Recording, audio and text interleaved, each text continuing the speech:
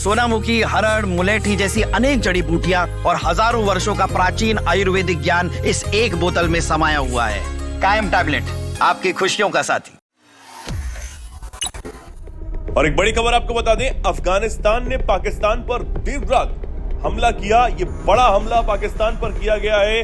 कुनार प्रांत में तालिबान लड़ाकों के हमले में पाकिस्तानी सेना के 55 जवान मारने का दावा भी तालिबानी लड़ाकों ने कर दिया है।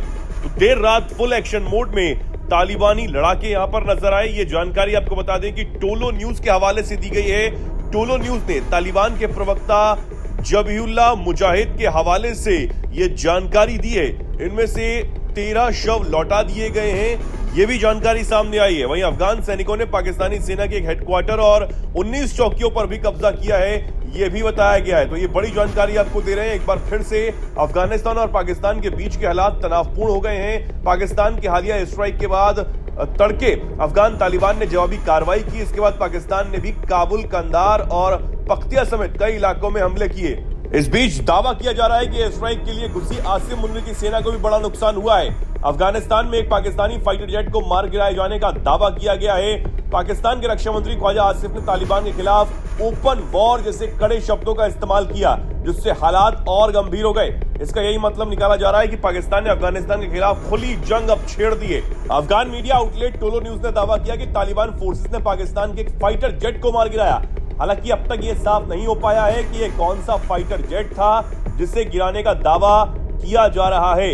सोशल मीडिया पर इसे F-16 फाइटर जेट बताया जा रहा है और दावा किया जा रहा है कि उसे अफगान हवाई क्षेत्र में ही गिराया गया। हालांकि पाकिस्तान की तरफ से अब तक इस पर कुछ नहीं कहा गया है। तो लगातार ये तनाव यहां पर बढ़ता हुआ नजर आ रहा है। दोनों देशों के बीच में ये तनाव लगातार बढ़ रहा है। हालांकि जिस तरीके की बात अब तालिबान की तरफ से की गई है कि उसने फाइटर जेट यहां पर गिराया है या फिर कोई जवाबी हमला पाकिस्तान पर किया है, चौकियों पर कब्जा किया है और 55 जवान जो है वो मार गिराए हैं, एक बड़ा दावा अफगान की तरफ से किया गया है। लेकिन अब ये देखना है कि पाकिस्तान इस पर किस तरह की प्रतिक्रिया जो है वो देता है और क्या पाकिस्तान दोबारा से कोई जवाबी हमला तालिबान पर करता है।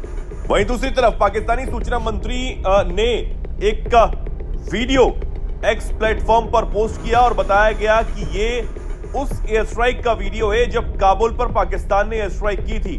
वीडियो में पाकिस्तानी एयरफोर्सेस ने अफगानिस्तान के काबुल, कंधार और बत्तिका में स्ट्राइक के फुटेज दिखाए।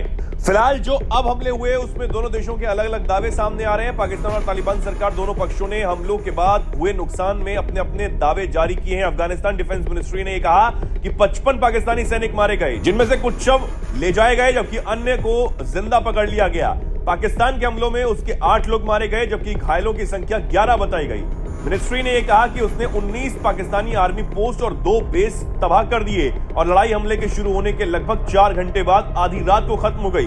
हालांकि पाकिस्तान ने इंफॉर्मेशन मिनिस्टर अताउल्लाह तरार ने यह कहा है कि मारे गए पाकिस्तानियों की संख्या 2 है जबकि 3 घायल हैं। तरार ने 36 अफगान लड़ाकों के मारे जाने की बात कही है। अब ये अलग अलग दावे हैं और तनाव बढ़ता हुआ नजर आ रहा है। अब देखना होगा कि आगे इस मामले में क्या कुछ निकलकर सामने आता है।